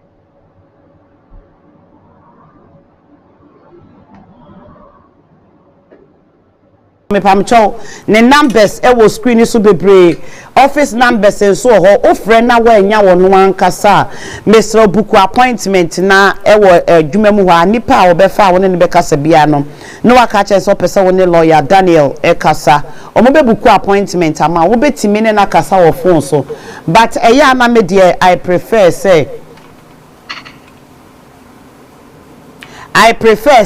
wo be ye obe free lawyer or see obi question me pacho menko or see because of your employment nintina oje visa ma you can because incubator visa entina message na so lawyer or see please is there any COS for the UK Ministry of Religion visa for the religious committee for pastors? Yes, of course. Enti pacha we your sofo na wo hia license license wo person yes COS license wo person wo de kofa other pastors enyom tofo ene yide ba wo betimi afre lawyer na wo ne no atwetwe nkomo lawyer osofo bi busasa bibisa wo ho COS pastors no mo COS but your pastors no almost COS almost me offer Minister of Religion. It's been more 3 years work permit. It's been more 5 years work permit. Almost it's been offer temporary workers and as a charity workers. Nani pana abeye juma amount either 12 months and as up to 24 months. Whichever one that works for you, We've done it for a number of churches, and we are happy to do it for any church. We are well registered. They can say we are registered. And when you do documents, as a church, you need to have and Oba, you better advise you on those documents and the Albanians are documents. When you are me agile license and I'm a pastor, but either say pastor never has say a short church work, maybe 1 month, 2 months, and that's long church work. Any problem? Lawyer nyame enhira medase bebre medase jo etie for afei na wodo afidie no ato ha se ya Fort Worth solicitors ene no obotwetwe enkomo no lawyer Daniel ye one of the executive director ewo Fort Worth etibibia ani a wo betimi a contact no all right also wo Ghana je se wo pe asori ewo ahase se woni asori bi fan na woni asori bi a contact asori na asori no betimi se mo online sesenko ade a betimi aba befawo edewo Afri Ghana ede aba etimi pacha wo betimi a contacte asori no na one omo atwetwe enkomo oyine bana na say nana ete say mete wonka ache jo eradi enhira monyina YouTube also sorry I thought you are in London. I would have heard you get part-time job. Why Emma, YouTube, me and Nana, uno bi na edi nkomo. Uno bi na edi nkomo na asem me ena or say ena Florence. I will be glad to get a job in around Sunderland.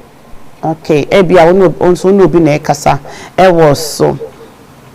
Or say, Auntie Abna, some of the nurses, during my placement.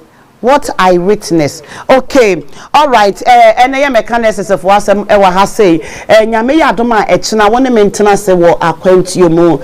Some echina nyame yadoma mo betin samo and some big and some polo and some eba na franca esi so edru me menda dia na chese ewiase nyina da no mani e de hwe abona skimpe na TV so eba bepe and some etie me pa mo chow ansa na me frɛ favor amana bemo no mesremo Flames of Faith Assembly ye dwumadie kese 9 days fasting and prayers me power chow favor me hu zoom ne so o ma so bi o ma so bi mi hu e wo zoom ne so me pa wo chew e ma wo bia nyini ho mfiri mu ye fasting and prayers a September yi no awurade ama ne ho mene so na awurade bia ni monyam pono adanse dia ye start fasting and prayers yi no de nyame ye bora dwene ntiase so and at the same time no so no ye breaking evil covenant every Tuesday bia na ye start breaking that evil covenant with oil no ye the oil and na e breaki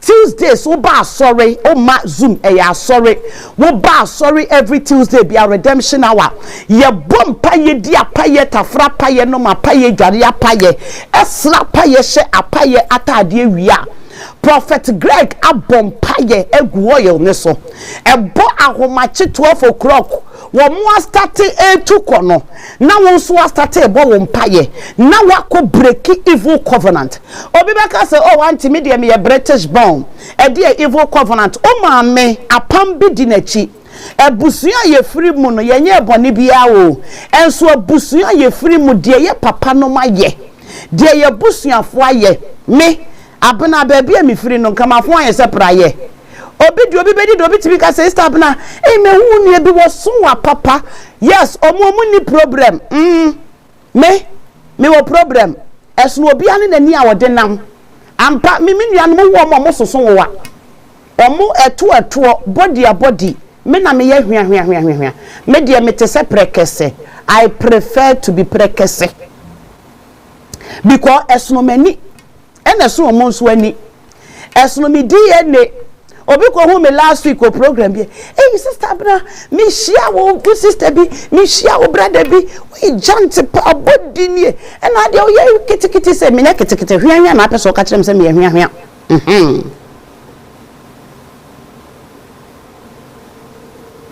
yes Evelyn June June Zoom no me di ni nyina abetoto aha sei obi atimi join eya wo Facebook ukọ mi Facebook okra da ho o click so ebeba ana me number na ade do send dia to so no wo test me am de be send o mapini ewo Abner campaign outrage mamwo YouTube no mo nyina Zoom momra ho momra eye Zoom ho momra Zoom me baby am free me kai say asem bia me beti abakwasem oba me de mante no me papa no se wo ka me papa ye ohene na yesi ye abra me papa ekoswai okoswai no abra wo mu gine nipa mu a wo be swai no mu se kotre pompoli etu ba me papa so kotre etu ba me papa so o mu swai o na me papa kun kotre no ensem bebre na tumi wo ho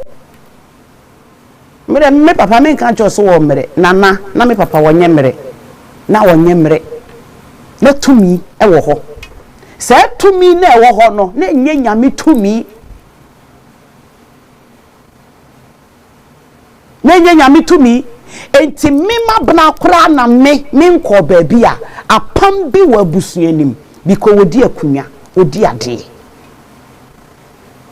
enti me na matena se na me hu se da bi ewo se me sorry waka na me di apaye na metafra paye Bible mpo aka se ye nanano ma ye bone na ye no me etwaso aba ebusua bi wo a awo nim mo benya ware fefefefe ne mo ware sikafo enso na awo ho aye din ebusua bi wo a wo bekwa ware ne panso mo nyina mo bebe fie ebusua bi wo a wo hwe wo nua panyi fafiri wo maame mo so awo mo bewu bebre enso bia ne papa bibia koso ebusua bi wo a awo efe dodo ene ye boma 20 eni papa akotimi wo 30 omu nyina beba enso na ehia aho kire obrempon ba akokura ne ebusua nim aware no be konso ye bebo papa bema do wani mu be ya from oyo bema wo be ware nso oba mu sika pa wo nya bi nto wonsem oba ne to aduane na ode amawadie enti se yakase ye break evil covenant and fa so ye British born e bia de wo nananom aye na eba wo so covenant bia ye ko school ya ye o first boyfriend o first girlfriend enye bia koso wo pa abrochira ba wakwa me ati nkuto e de atado wakotena botan bi so wakwa me adware covenant de ye kase ye ka enwoma eya apam a eye bebre wo ba wakoda ba bi wo se wo de onim se ya asore wakobi ya mema nwoma bi ahyehye wanum eye bebre e na edi wunya Tuesday si bia ye breki bottle e wa asore enumere eye nonso pepepepepepe enu de wo bia timi bebo bi eye bopa obia bra okọ asore bia bra bebo bi ne di apaye obo wie wuturu sampa wo release pressure wutimi bompa ye na wabusuafo kora na waya aka wadan fo pa wo ni bokosu ata frost men kasa mo bi onye no hwe yes eno na ma ho se wo bompa ye na wo bo ne ye adwuma se wo di apaye a wo bompa ya wo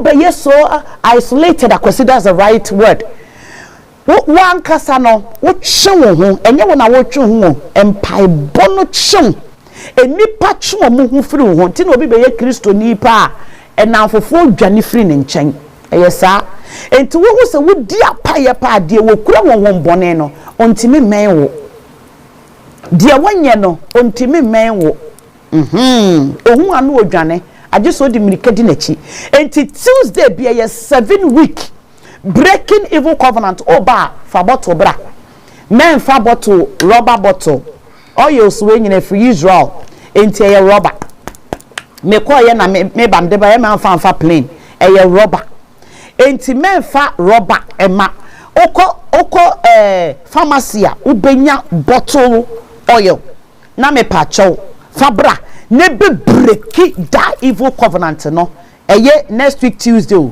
ye kwa sorry a yes Tuesday enumere bia eye 7 week enyi wo film enkasa ma baba ako enti me mabiom ma breaki back no ho atọ me pa cho da bi o wakoka enti e so ye enne enumere eye zoom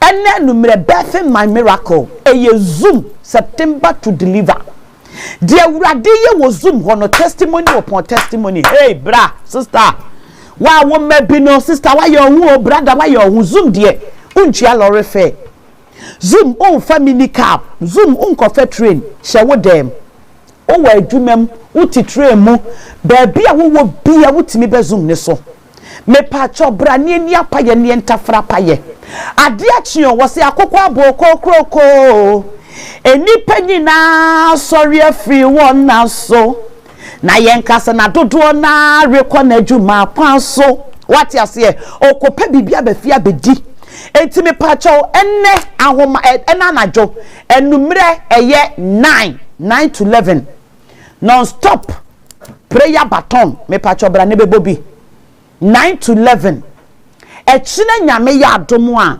prophet say eye 6 anopa 6 instead of 5 no yes start ahomache 5 ye best start anopa 6 echina ye Saturday ye di bewie ye bewie kwasiada enti echina ye last ahomache sorry ye be sorry wozum enti echina ahomache de me mixe eye 6 o'clock anopa 6 a.m. Ghana time of 5 other countries no mon find more time na mon set my alarm wo ba o se fa perfume ebra ewurade ono obedi ni ye wase fa perfume ebra wan kasa koto perfume no ameka se prophet ama me perfume wa koto perfume a wo pe wa wo perfume kura wo use wo fa bra echina eye Saturday no nsia UK time fa perfume ebra the whole of program ni nyina no o maye de ewo eba echina nyame ya adomo a fa perfume e fa bra ene wo kan bibi wo zoom wo se application ade ko office bi wo de ko home office wo de ko pa adwuma o se spray no men ko fa paper no ne nko spray bi wo ho a e change color wo paper na no wo betimi spray little e wa no na de ahyem na de ko na hwe de awrade be ye enti e china eye anopa 6 to 7 1 hour pe enumre echina Saturday enumre eye 9 to 11 Sunday anopa ye be kwa sorry Sunday ni ebreki obia nhye white never white handkerchief now de aba asori eye Flames of Faith assembly ni ya breaki ye service ya breaki ye program ni nyina ewo ho asori no eye one eno de ye program ti ba bia wo bia wutimi ba bi okunu kaso ma wo se brada wo beja me wako ene yare ebo me obesori akọ me kwa akọbọ mpa ya me adwuma akoso ya wade akoso enema akoso bra wo yire kaso ma wo ma no aka chense ma me enne se menya amane abegya ma ho akọ enne wakọ adwuma aba na wukunu me be ma nya adwuma anka mete ya na de be ma foforo ba enti me yire me kọbọ mpa ye am yaba enti enne numere mehu wa wo hia zumfa o number wo ye me haya me de besendo me da se nyame onhira mu nyina. Yeda must say for other for some of that so program is to do services adre and chebia ye the bebe every year nansa and the bebe every year no ye better ya boa for as a kakra ye better tap send for us a tap send so what dice for has say baby jana so send this kakwa Africa country biara me show me can for tap send amount and no bet me this car fast a chire asembia enkoba tap send so we need app now download the app living. Most me download the app no Apple App Store and I say Google Play Store. Not tap send so one man asomo. Your first time I will download the app now. First time transaction biara no. Ma refuse all the promo code campaign bishim. Now this campaign promo code nishima. Oh America, remember $5 extra. Or Britain, German, so be £5 extra. Sounds now any other European countries, so I'll be €5 extra. Eddie a scanner was sending on. Tap send yes, yeah, fast. Reliable and it's very secured. I feel better diaspora financial insurance as a diaspora financial insurance. So one man and the coach has said, nah, when insurance said that would share about what she baminia, oh yeah, mistake.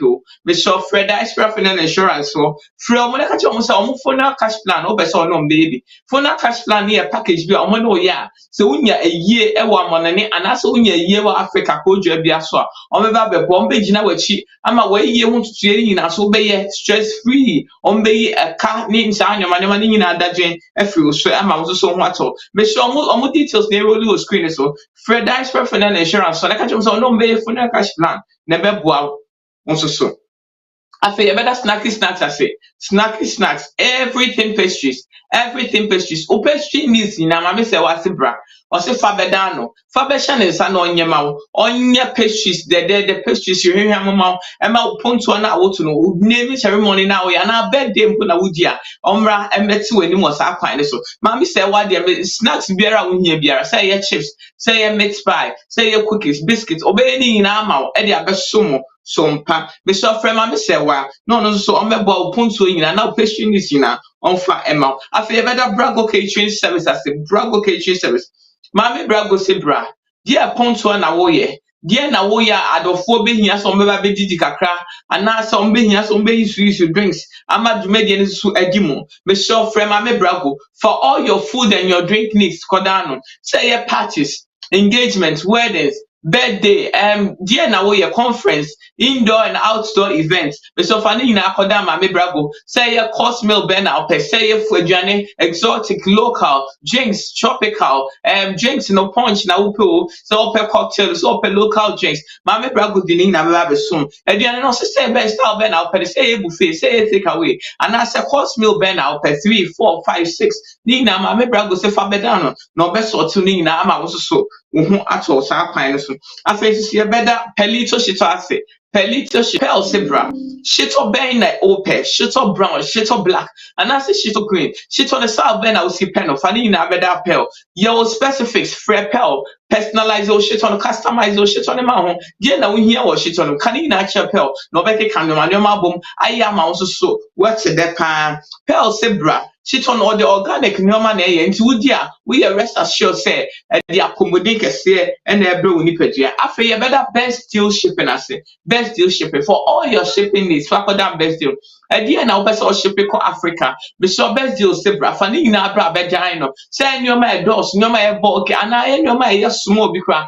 ana nyoma e very fragile nyoma e perishable like saying them fa ni na ko that best deal any so be from no ka tell say nyoma smesi na me send to me so extra care best deal shipping be boa I declare here nyina ma nyoma no na best deal shipping one thing so say o mo ka tell say nyoma ni be dru ene day destination on bedru pepepe and tone from empa they on the show said destination ever do destination bedru pepepe ama also ato I feel better team support as a team support a dear test that when you also got your exams that when you also got your our confidence we have morale we have extra push academically this contact team support on the say English test math test access courses be a person ko bia o me ye ho tem be bo mo ye ho test no and na SIE certificate na unia and a construction certificate for some money in our team support on the boa on my church they also here na there also here some exams need to be on bet show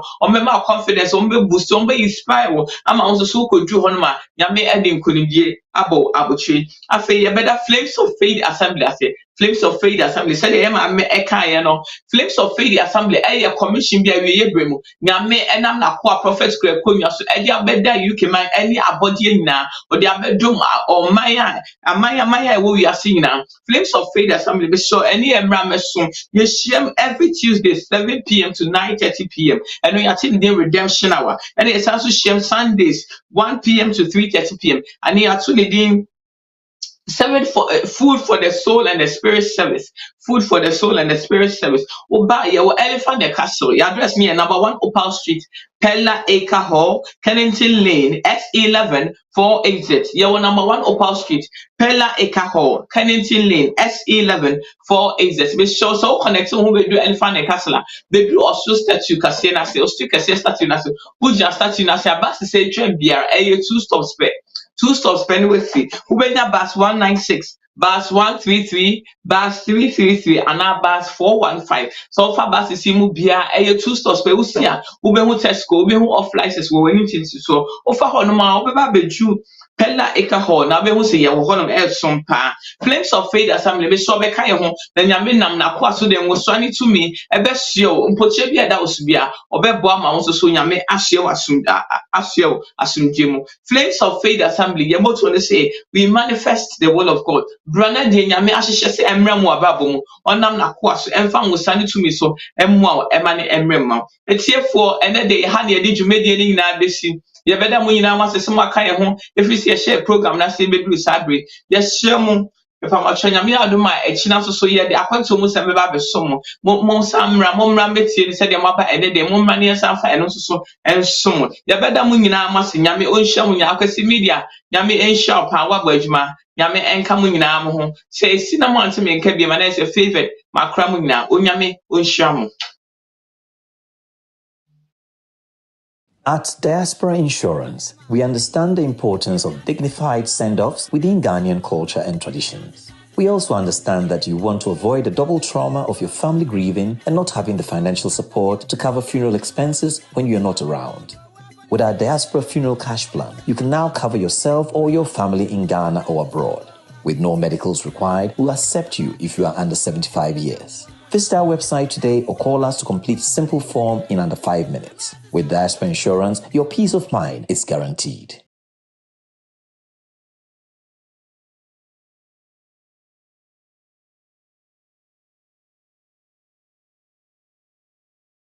Fast.